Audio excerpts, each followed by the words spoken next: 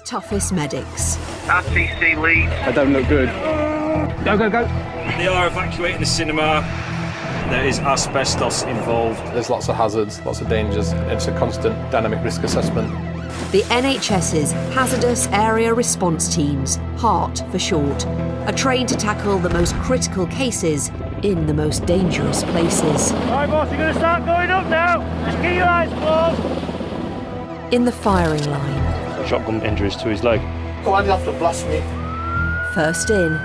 This is going to be news, headline news as well. Last out. This is moving, this. Oh, no. Let's come out of there. It could have gone very wrong, very quickly. With strength. Ready, raise, lift. Compassion. It's the ambulance service. It's okay. Take my hand. And specialist skills. Could be someone in water, at height, underground, overcome by gas. Whatever it is, our team are there. Created after the 7/7 bombings, they're in the front line when terrorists strike. That's what we train for, that's what we study for, that's what motivates us, knowing that at those critical times we can make all the difference. Specially selected. We're currently dealing with a lot of casualties over quite a large area. Seen through cameras, sharing their danger, their triumphs, All right, just relax, John. and their tragedies. We're on pulse of 36 now, Doctor. This is going to be a major incident.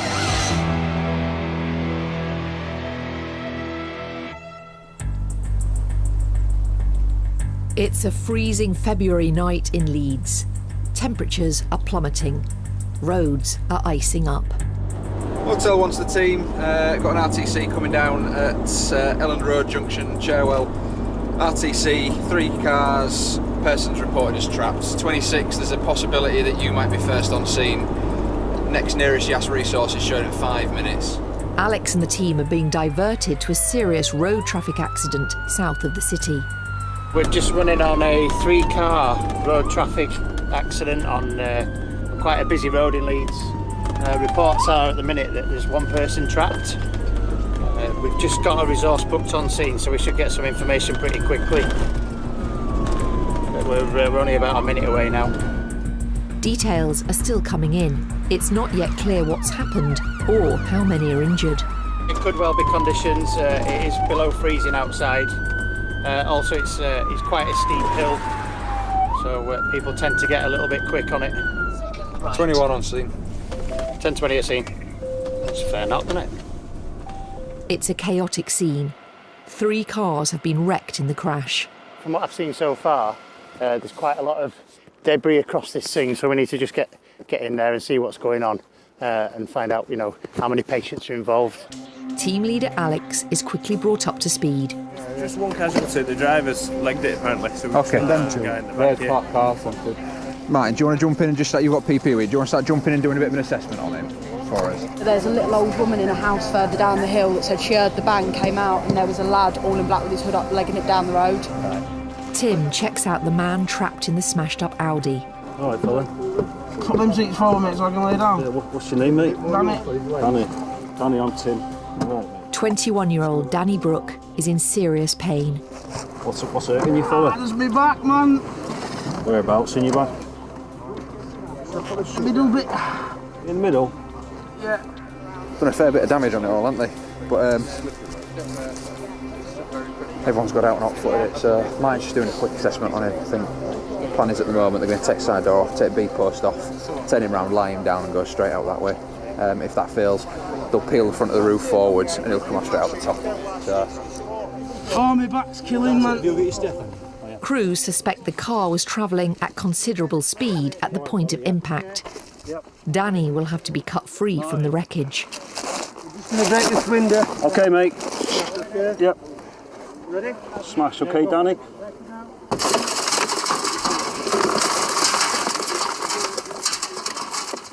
Danny is the only casualty on scene, and he's in the back seat. His mates had legged it, so left him to it. That's what friends are for.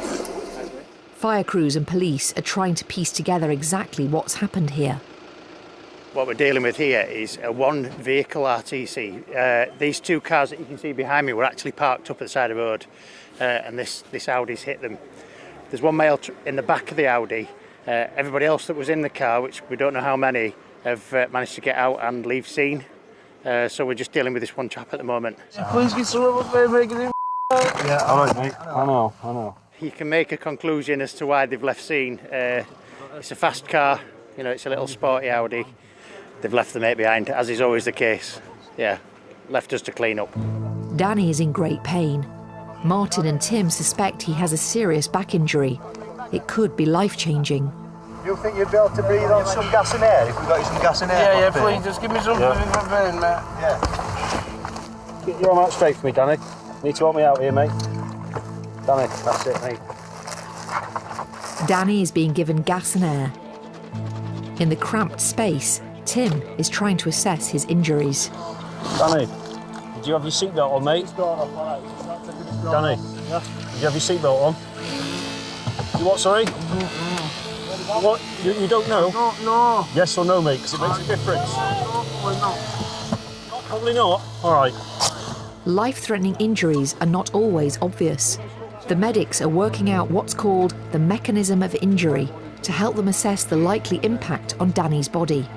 What we do is we look at the sort of kinetics that have happened, you know, where cars have been, what sort of impact they may have had, what speeds are involved, and that gives us an idea whether there's any potential for major injuries.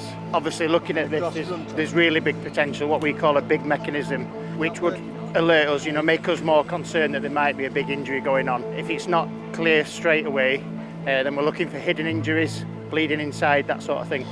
So Danny, needle's going to go in here.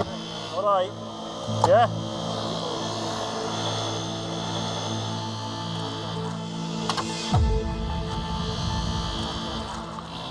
Once he's been cut free, Danny will need serious pain relief if he's to be lifted from the wreck of the car.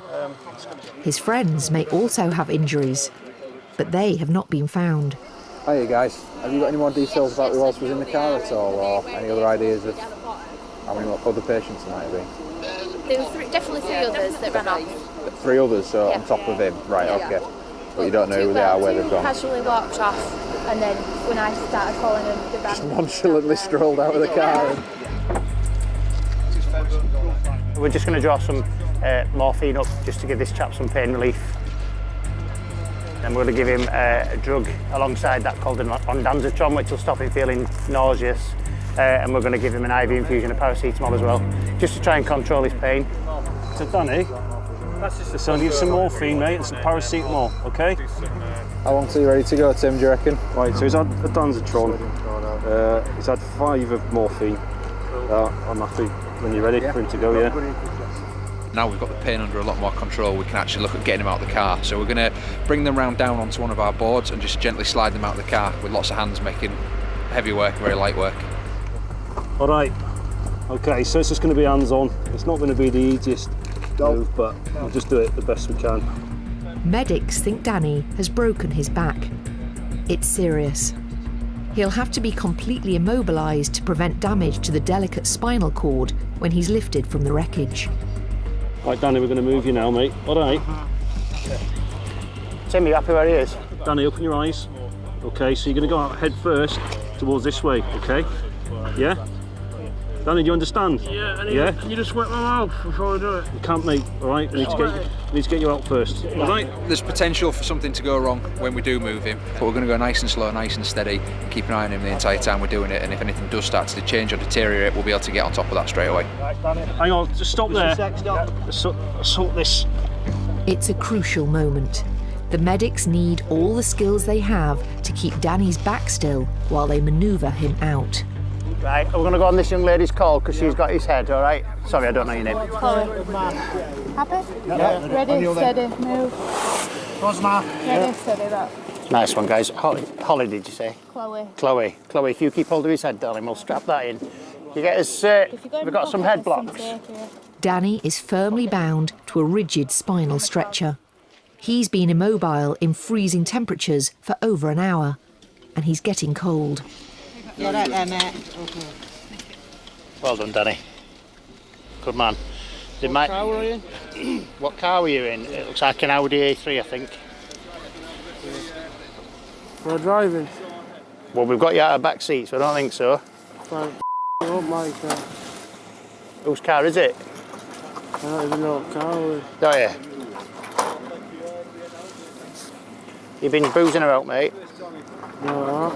You don't know? Do you remember accident? I can't remember. The medics have done all they can. Danny needs hospital treatment now. You happy to get him out of cold, guys? That feel better now, that, yeah. Should get him moving. Let's get him out of cold. Oh, well done. Go to your right. That's it.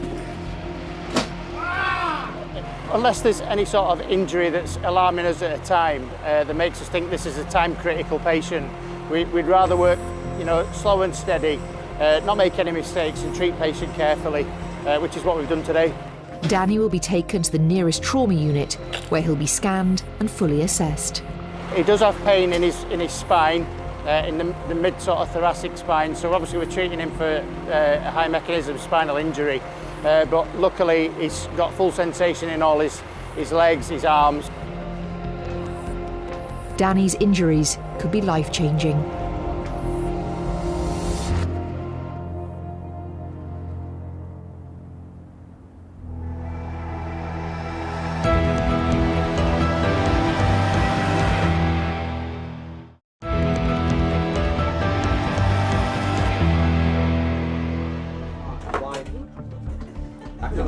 Breakfast is a big event at HART headquarters. Morning, Carol. Today, it's the full English. Right, can we have some plates out, or are we just all going to sit and... It's a chance to fill up before what could be a busy 12-hour shift. Oh, thank you. Here's the 2 sausages each, go. There's always a bit of banter. It's all good-hearted. It's all light-natured. It's a common theme throughout all the services. It is good, but when it comes to what I call a proper job, where there's a real emergency, they just get on with it. They're nearing the end of the shift, but Mike team are mobile. Hotel 1, go ahead. Yeah, Mummy, I spoke to CF on scene. I'm going to keep you running for now. Apparently it's a bit chaotic on scene. They're not sure what's going on, but there are still explosions going off. In Bradford, there's a major incident. Details are coming in to ambulance control. HART team to me on theatre. Go ahead. The update from scene, it's 3 takeaways that have gone up.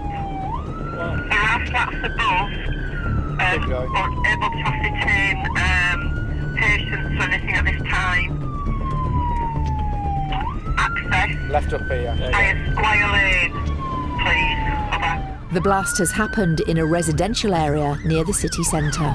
Yeah, Roger, understood. Access via Squire Lane. Everyone, did you copy that? Team leader Manny knows there could be a lot of casualties. Yeah, Roger. Passing Bradford, passing on us right or left? Left it, we're on it, from this direction. They're arriving at a scene of devastation. 1022 and 1020 on scene. 7 fire crews are fighting the fire that followed the blast. That's a big fire. Big explosion. The team need to get up to speed fast. Oof. Anybody in it? Do we know? We're aware of it at the minute. I don't know. We're just waiting for Manny to report back. I don't think there'd be any survivors if there was.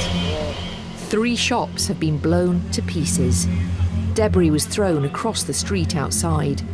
Manny's briefing the team.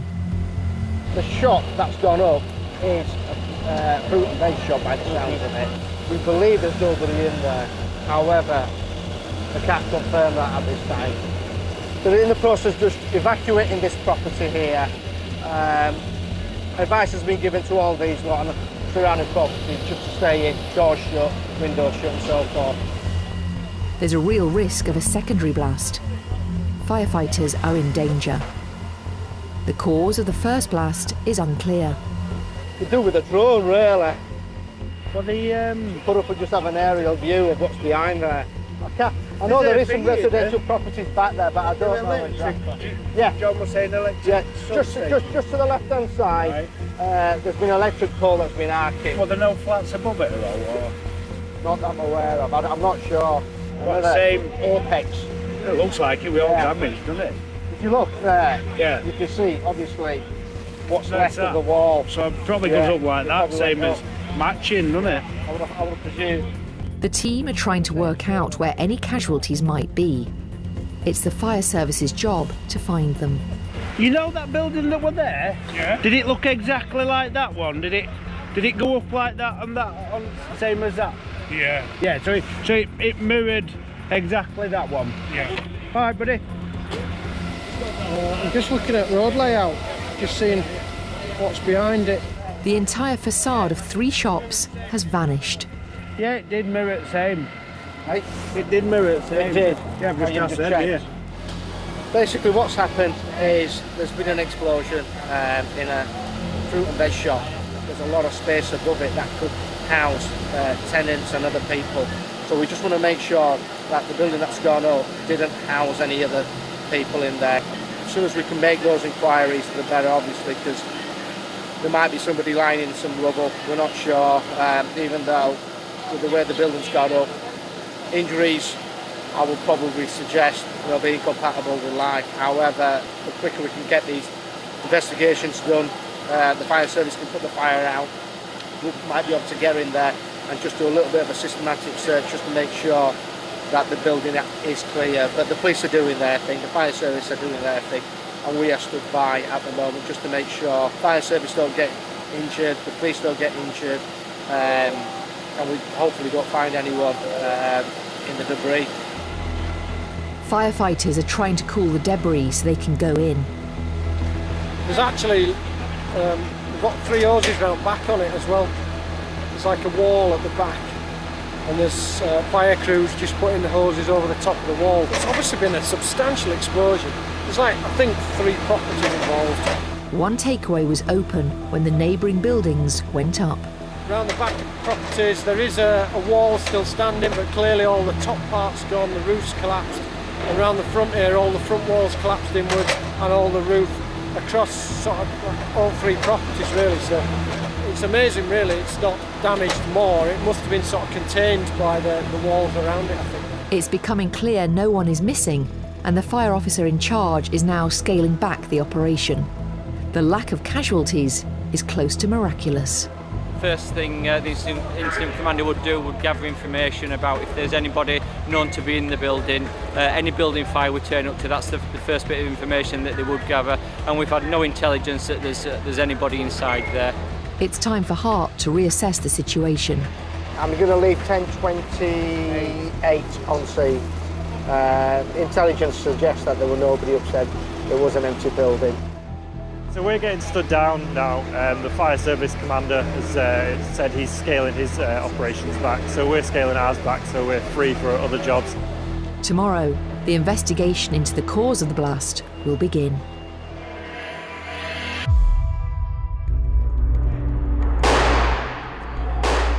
Every year in the UK, police deal with more than 6,000 firearms offences.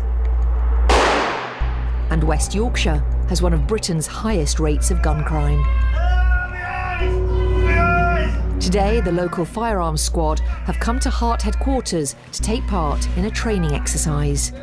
It's as realistic as they can make it. Foxtrot 1 from Hotel 1, when you're happy, could you assist us with extricating those patients over? Paramedic Wayne is today's team leader. So what's happened is that there's been a bang. We're expecting that the hand grenade has gone off. AFOs have gone in through this window and they've cleared the ground floor, so we've had confirmation from our NILO and TAC advisor that the ground floor is now classed as a warm zone, so now we've got medics in there to actually treat patients. HART are called to most firearms incidents and nearly all pre-planned raids. Hello, what's your name? Ambulance service, I'm clear. Just keep nice and still. They're practicing skills they hope they'll never need, but sometimes do. 999 road activated. The night shift are mobile to a Leeds suburb. Police have asked for support at the scene of a firearms search.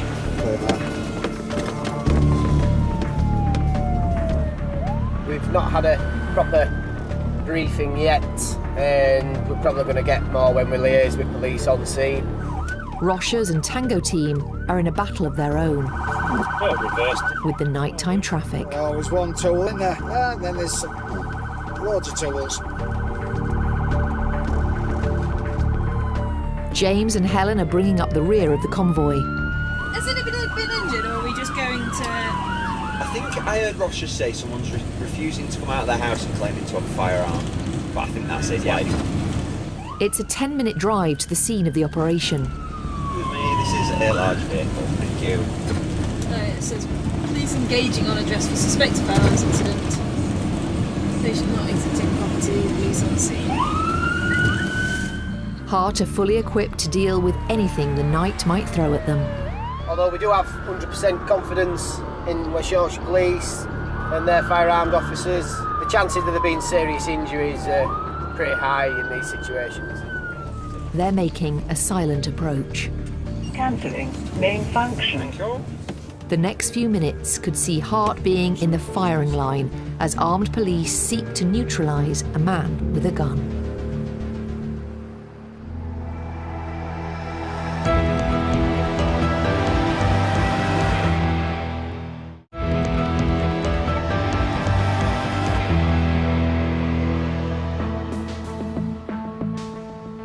In a back street in Leeds, Tango team are arriving to back up police hunting a man with a gun. I'm going to have a word with firearms Bobby if he's about. Roshers is heading out to find out what's happening. And I'll stood over there. In a residential street, there's a major police presence, centred on a terrace house. How's it going? Right. We've executed a warrant. They have seen simultaneously someone at the ground floor door window that's wearing a baseball cap, and simultaneously have seen somebody upstairs with headphones on, which we believe is the lad here. So we believe there's a third person in there. We're just searching it using different technical equipment at the moment, the ground floor. But eventually we're going to be going forward and doing a search. Take a seat and I'll come see you. No worries. All right, cheers. Thanks a lot.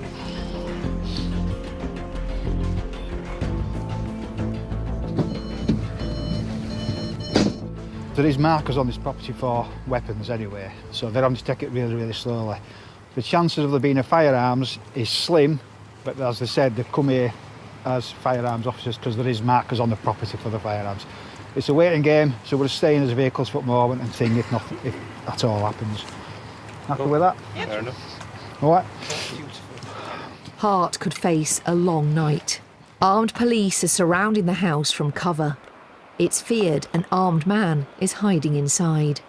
HART are involved in firearms operations on a weekly basis. Quite common now, quite a lot, especially on nights. That's the preferred time to go knock on somebody's door about 3 o'clock in the morning.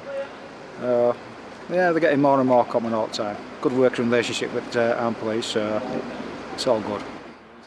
Police are concerned for an elderly woman who was taken from the house for her own safety. All the medications she's in CID car, yeah, she's down here. Yeah, she's in the CID car with the HART team with us, and we've got all her medication, and HART team are going to go forward, have a discussion with her and just make sure everything's all right, check her out. I'll get somebody to go and have a chat with her. Somebody can go and just have a chat. No worries. So is she complaining of feeling unwell? No, it's just that we've got, the Gold Commander's got concerns for her because she's elderly, that's all. It's just a reassurance that she's okay. Hello, my name's Helen. I'm a paramedic. I guess you've had a bit of a fright today. Can I have a little look at your meds? Is that all right? Just see what you take normally. Thank you. The lady here from this address has got arthritis. She's got some pain in her back, so we were just ensuring that she was okay. Police just asked us to go down and check her. We've given her a check over. She's absolutely fine. She just needed her medication. So we've given her a bottle of water and she's had her paracetamol. Not been a bit of a fright tonight, has it? I'm sure they know you're absolutely fine. I think, unfortunately, if you imagine the kind of people they deal with regularly, they have to be really, really careful. The ultimate thing for a paramedic or any member of the ambulance service, you're there to help people, and that's our primary role. So if you can make a little bit of difference to help somebody, then it's always a good feeling, and that's what I say, that's what we're here for. Now, are you going to behave? Promise I'll behave. Bye-bye. She's fine. Yeah. Yeah, she's just taking a tea time one, so it's just mainly some paracetamol, which will hopefully help her a little bit with her being uncomfortable, but it's fine. She's just anxious, as she would be. Back at the house, Roshers has news. They've done a search of the property using technical equipment rather than police going in and searching because of the unknown nature of what's going on. They've cleared the downstairs, they've cleared part of the upstairs of the technical equipment. There's some parts they can't clear, so it's been decided they're going to put a dog in, and the dogs are going to go in and search upstairs and see what happens from there, basically. The dog is going in. Its handler is armed and wearing body armour.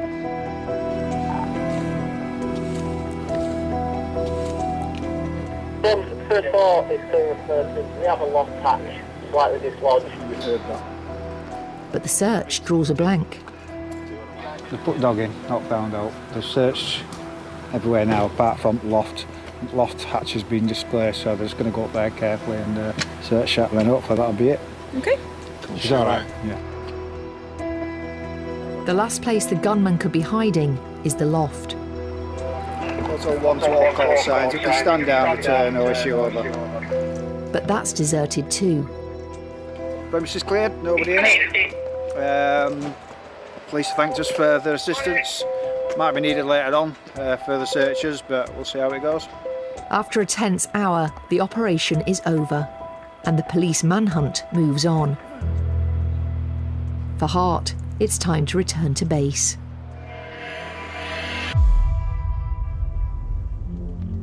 In a remote countryside near the West Yorkshire town of Baildon, HART, Ben and Helen are searching for a missing man. On the what 3 words, there's no path, the map isn't in enough detail, but matching the two up, it looks like it's not a particularly big river. No. The man's wife has tracked his location electronically. He's wandering, confused, somewhere near the river. Just confirmation, police can see the patient. They say they can't access him because it's the wrong side of some deep water. Do you think we'd be better off for myself and Gemma to try and get round to the other side of this bit and see if we can get down a bridleway the other side rather than try and cross the river over? Yeah, good idea. I'll go down and get eyes on, thank you. Gemma and Sarah can't get near with the ambulance. They're miles from the nearest road. Mountain Rescue have been called in to help. Hi mate, you're alright, I'm Gemma. Hiya, nice to meet you. We've got 2 of our guys walked down. Yeah. The police are already with him and got eyes on apparently, but he's at the other side of a beck. Okay. So they're going down to assess how big this water is or whatever. Yeah. But we thought before we commit to our water gear, we'd have a drive round to Hawksworth and go down that other side bridleway to see if we can access from the dry side, because it makes more sense, doesn't it? Police have located the man at the bottom of a steep, boggy valley. He appears to be injured and covered in a mysterious white powder. Hi guys, have you actually been in contact with him? Well, we've spoken to him. Yeah. Barely replied. Do we know what medical problems he's got? It's more mental health, I believe. Yeah. Depression, anxiety, that kind of thing. And has he called himself, or is he his wife? Has. He had a dentist appointment at 9:45 this morning. Yeah. He didn't come back. Right, okay. So the woman I spoke to did mention something about the white powder. Yeah. To not approach until we know what the white powder is. Yeah, we will certainly find out what's going on with that. Ben and Helen must get to their patient, but they'll have to cross the river to do it. It's risky, but Darren is in danger. Stay there for me. Stay there. Stay there, mate. Darren, stay there. Darren, stay there. They're going to come over to you. Darren Harper is clearly confused and distressed. Hi, Darren. I'm Ben. How are we doing, mate? You okay? What's been happening today, mate? I don't know. You don't know? It's not a problem. Should we have a little sit down again? Yeah. Is that all right? Hi, Darren. Darren, what's this white powder? Do you know, mate? No. No idea at all? How have you come across it? I don't know. You don't know? Is it just there, is it? Like I say, I'm Ben, this is Helen. You have a sit down for me then? Just pop yourself on this little rock here. I'll help you down, all right? That's it, well done, fella. Darren, what can you remember from today? What can you remember? It's dentist. The dentist, okay. And what were you going to the dentist for? Check-up. Just a checkup. And did you go? Have you been there? Yeah. You have. Darren, what I'd like to do is, I've been told you're diabetic, is that correct? Yeah. You are? Okay. Can I just check your sugar levels? Yeah. Do you remember having your breakfast? I don't know. You don't know, no problem. The mysterious white powder is heaped on the riverbank and somehow spilled over Darren's lower body. Sir, can you not think at all what that powder might be? No. Oh, just stay there for us, Darren, because I need to fully assess you and make sure we've not got anything else. What is it that's making you want to stand up? Is this stuff itching you on your leg? It's like burning sensation. On your leg? Yeah. Right, let's get them off. Yeah, that's fine. I need to stand up. Come on, let's give you a hand. That's it, Darren. All right. The medics are worried. The white powder may be some kind of corrosive. Right, mate, we need to get these pants off. All right, I don't know what that is, and if it's causing you to burn, it needs to come off. Yeah?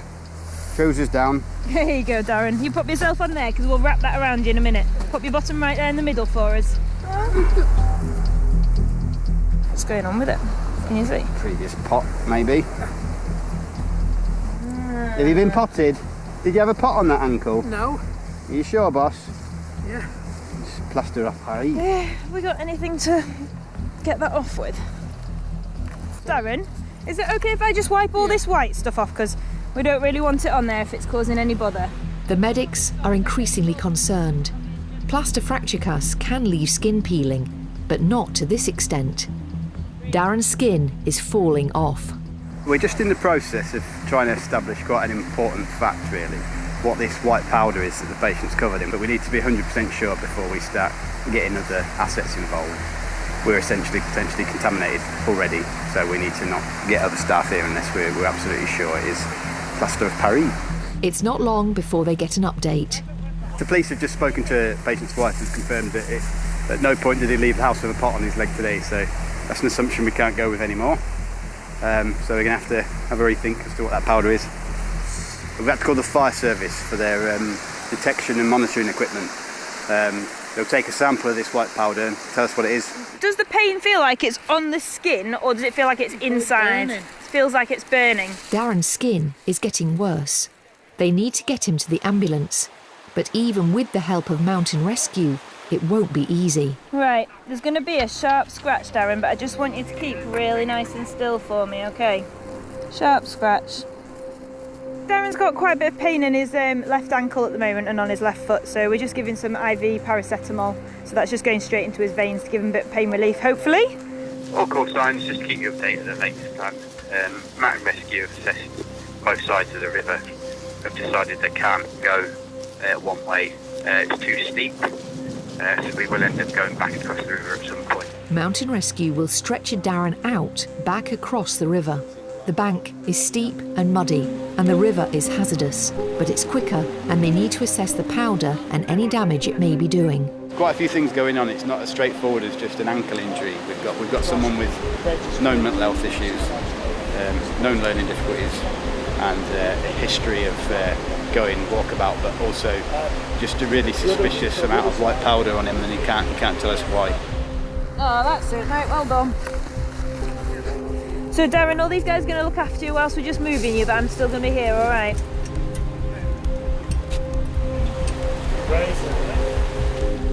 Mountain Rescue decided that the best way to take this patient out would be to cross the river. They've got a kind of similar to our brand carrier, like a one-wheeled kind of carrying device, which they've loaded the patient on, they've wheeled him across the river. They've got wet feet, but the patient crucially stayed dry, and now they're assisting taking him up the hill with the use of a safety line, and they're going to carry him across all the fields back to the van. Right, so the test come back from his clothing. It's wet, so I can't be 100% sure, but it's come back as what's called a pH 14, which is a very strong alkali. Yes. This is serious news. A pH 14 alkali is the strongest concentration possible. It will burn through flesh just like acid. Darren needs to be rinsed with water immediately. It's going to be a bit cold on your legs, it's going to be a bit cold water, okay? Right, we'll stick his coat in a clinical bag. I'll get one of our guys to bag it up, will it? Please. Yeah. The crew waste no time. Darren will be rinsed down all the way to hospital, and he may face surgery to repair the burns.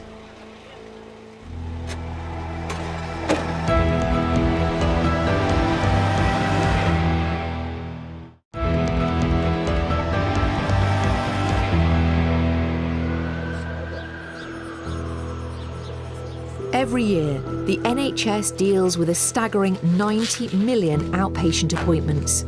Many are routine, But an unlucky few people must go to hospital 4 times a week. Are you ready?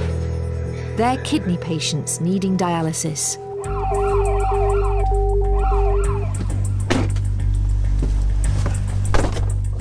The HART team rarely deal with medical cases, but today's an exception.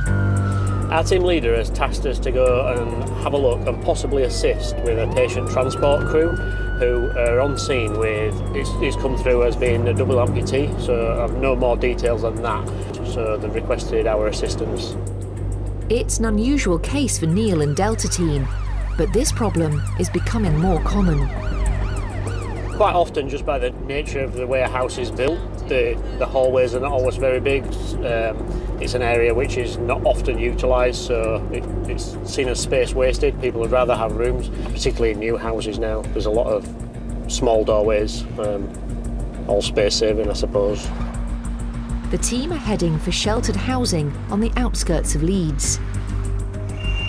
The patient transport service are trying to get a dialysis patient to his appointment. We brought EasyGlide because we thought that'll be better. Yeah. And he's double amputee as well. Right, okay.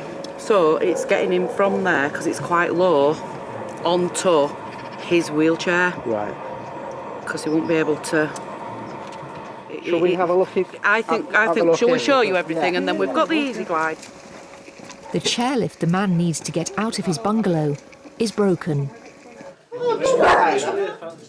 Paolo Di Clementi is a prisoner in his own home. Next door neighbour had a lift, but it's broken. Right. So I'm goose now. Right. For getting down to ground level. Right, so it's just physically getting you down to the road? Yeah. I'm waiting for my lift to be installed. Right. It's supposed to be this week.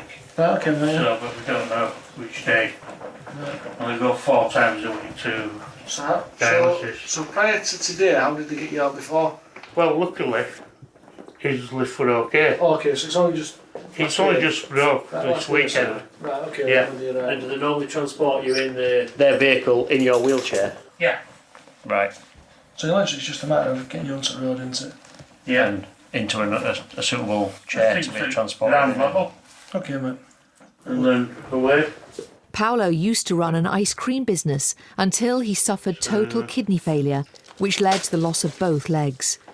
Dialysis keeps him alive. Looking at the situation all morning. Yeah. His wife Maria is frustrated. I phoned up this morning and they said they're having trouble getting parts for the lift, so I don't know. Don't help you, does it, mate? No, been told to use that lift, next door. Anyway, that broke, so the ambulance came to pick him up for dialysis, and they said they can't get him down, so... I mean, it's a life-threatening thing. He goes to dialysis 4 times a week. Ideally, we could do with getting the electric wheelchair out and putting him in that so he can travel. He normally travels in an electric wheelchair. Where the patient is at the moment, he's in bed, and their carriage head that they have is fairly low, so there's probably around a good 1.5 foot drop from the bed to the chair that he needs to go into. We're going to get that out onto the road. We're going to bob you on this and take you out on this into your chair and get you onto your own chair. Right, so tell us how you want to do this first, and then we'll figure it out. Yeah. Well, I'll just reverse onto it. Manny's nervous about his patient's faithful friends, Daisy and Ted. Pets can be protective. What's he like if I come close to you? He's not going to take a bite out of my leg, is he? He won't bite you, he'll just warn you. I think he's a bit worried because there's so many. Yeah. All right, okay, so we can get the chair right up behind you then. We'll just have to get Doggy moved a little. Paolo's a big guy. This isn't going to be easy for the team or their patient. If you need help, mate, just tell us what you need us to do for you. Yep. Yeah, we've got you. Right behind you, mate. Yeah, we've got you. That's it, just nice and steady backwards. Yeah, go on, you're all right. Yeah, keep going. Yep. Okay, shall we give you a helping hand? It's easier without you. All right, okay, no, that's fine, no worries. You tell us. Everybody says that to me. Story of my life. All right, we'll just pop these. You just need to pop your arms in, love. Oh. Yeah. Should we just run down there? Yeah, we're clear.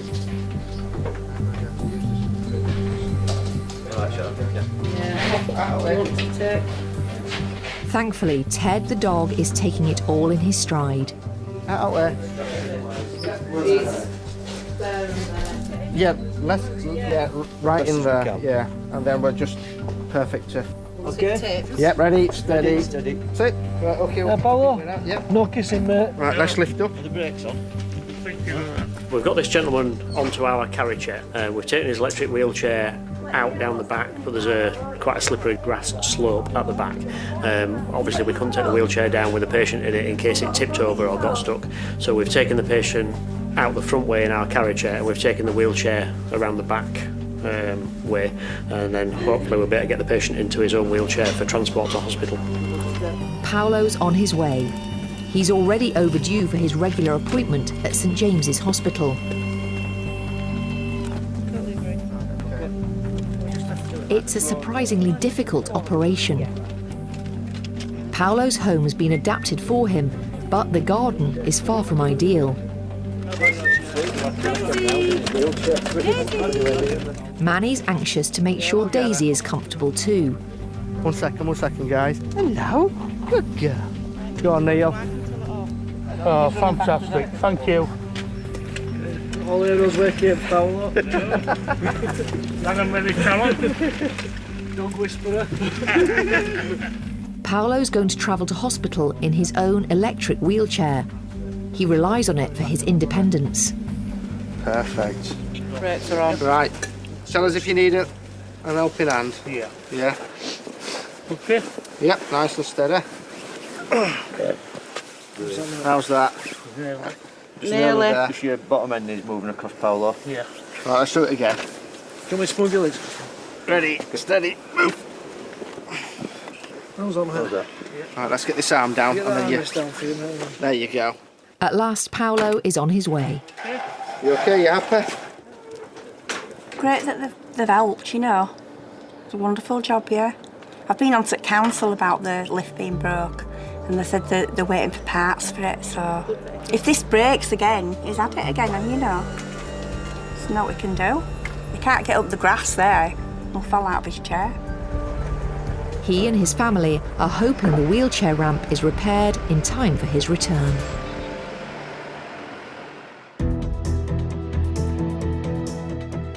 Paolo made it to his appointment, but it was 6 weeks before his chairlift was repaired, and he had to temporarily move in with his son until it was fixed. 21-year-old Danny, the passenger in the car that crashed in Leeds, broke 3 bones at the top of his spine and spent 6 weeks in Leeds General Infirmary. He's about to become a dad. A fire brigade investigation into the explosion in Bradford was inconclusive. And Darren, the missing man found with chemical burns to his foot, is receiving psychiatric treatment. He required 2 operations on his burns.